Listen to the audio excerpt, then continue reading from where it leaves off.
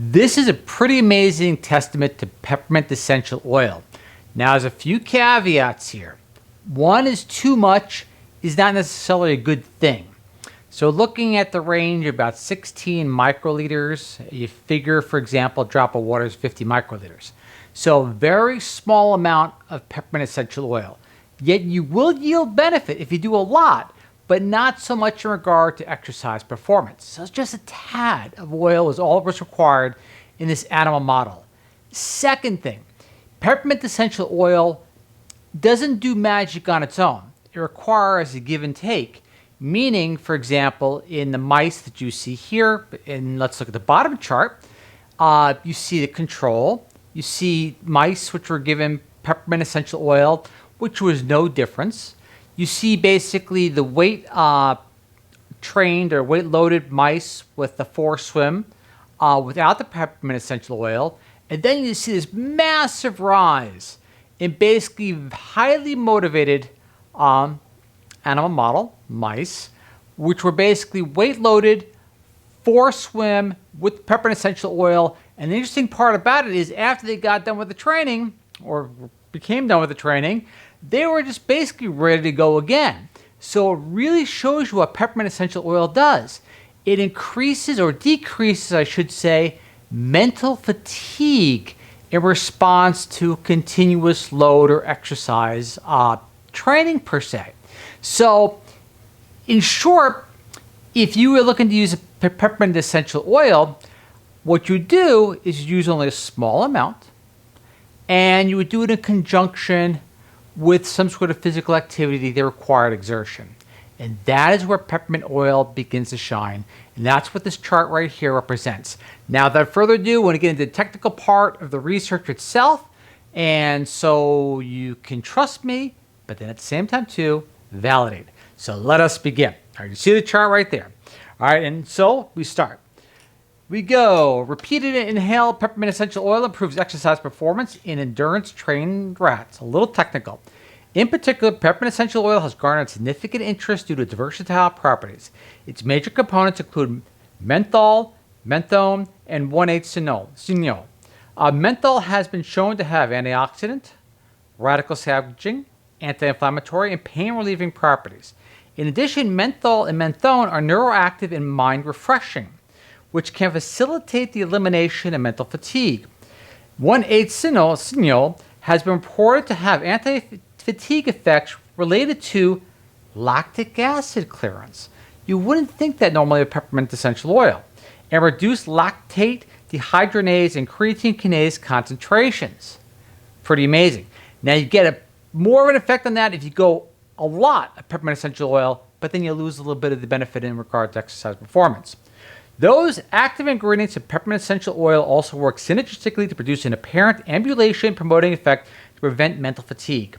Peppermint essential oil with its active ingredients is believed to reduce oxidative stress in inflammation induced by exercise and thus relieve exercise-induced fatigue and improve exercise performance. So, what people would normally think is peppermint essential oil has some sort of stimulant effect. Nah, it's kind of different. It works by helping reduce neuroinflammation and basically, in that aspect, hypothetically reduce the mental fatigue that goes along with that inflammation. To proceed. All right, methodology. So you can see the weight-loaded WL, force swim training, FST, and chronic fatigue with peppermint essential oil, which is your PEO. All right, this is what they did. 15 minutes. This is an animal model, keep in mind. We have to make sure it translates equally to humans. 15-minute daily before exercise training. Quote, if we go a little bit further, look at the difference here. You see the 40 microliters an hour, the medium, the high dose. And notice what they show here. At the high dose, it had remarkable effects on energy metabolites such as lactic acid and lactate dehydrogenase. But it didn't have the same effect on training. The training effect, this is why it pays, I should say, important analysis to stick with the study, because as you look at it, it is actually a lower dose, which actually enhances exercise performance. So they're looking at basically 16 microliters. And again, a rough estimate, again, density, viscosity, 50 microliters is basically a drop of water. So that gives you at least a benchmark on which you go work with, even though it's not a great one. In addition, a remarkable contrast in appearance behavior was observed. I'm not going to read the whole thing, but let's go to the bottom sentence in regard to that. After better physical condition with an increase in the number of exercise days, after swimming and exiting from the water, the rats were lively and active and were able to shake their bodies vigorously and quickly dry their fur through shaking. You read up above, recognize they're going, nah, I don't want any more of this. The mice down below, which were on the peppermint oil and training, are going, all right, let's do this again. Let's do this again. You see what I mean? And so that's the impact. So, but you can't just not train and take peppermint essential oil and expect miraculous results. There has to be training involved with it over time. Quote, our data showed that peppermint essential oil administration remarkably enhanced exercise performance in rats subjected to 2-week exhaustive swimming, despite having a limited effect on energy, metabolic, and redox biomarkers. This is significant because central fatigue, which originates in the regions of the brain, is a major contributor to exercise-induced fatigue. This is consistent with the idea that exercise-induced fatigue involves primarily central or supraspinal mechanisms more than peripheral or basically muscle fatigue. So that's an interesting hypothesis. So your exercise fatigue begins here, not here. To proceed, since endurance exercise induces pro-inflammatory cytokines that may cause changes in behavior by provoking feelings of fatigue, where else do you see the inflammatory cytokines? In correlation with depression. So keep that in mind too. I don't want to introduce any publisher bias. It is reasonable to assume that this increase in circulating pro-inflammatory signals during prolonged and strenuous exercise may contribute to exercise-induced fatigue. Central fatigue, which is characterized by the inability of the central nervous system to efficiently drive motor neurons during intermittent or prolonged aerobic exercise, and peripheral or muscle fatigue resulting from biochemical changes in the exercising limbs and muscles, are both contributors to exercise-induced fatigue. A little wordy there. Previous research suggests that the peppermint essential oil can protect the brain and the nervous system with its neuroactive compounds, menthol and methone, inhibiting the cholinesterase and binding to nicotine and GABA receptors. Interesting. Resulting in increased neural activity. Continuous administration of peppermint essential oil significantly facilitates the elimination of mental fatigue. To reiterate, in the animal model, it was 16 microliters basically per certain period of time, and it was done by 15 minutes prior to training. If the animal model basically is similar to the human model, valuable information. Notably, the rats receiving 2-week essential oil inhalation while not subjected to swimming training did not show improved exercise performance.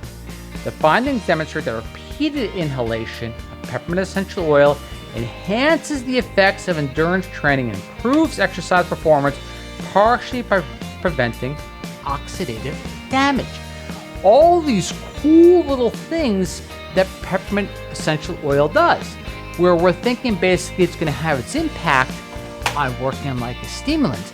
You don't think of it, the inhalation, have an effect. Remember we did a show a little while ago in regard to basically scent has a very powerful direct effect on the brain itself, where the other senses have to go through different pathways. So this is really intriguing. So it's not necessarily a stimulant, but really kind of a weird way, without introducing publisher bias, which means my opinion, not based upon the study, some sort of anti-inflammatory aspect that maintains the integrity in the flow of positive things in the brain, especially when you meet it halfway. You train, it helps you adapt. Really cool. According to the mice, they were kind of happy.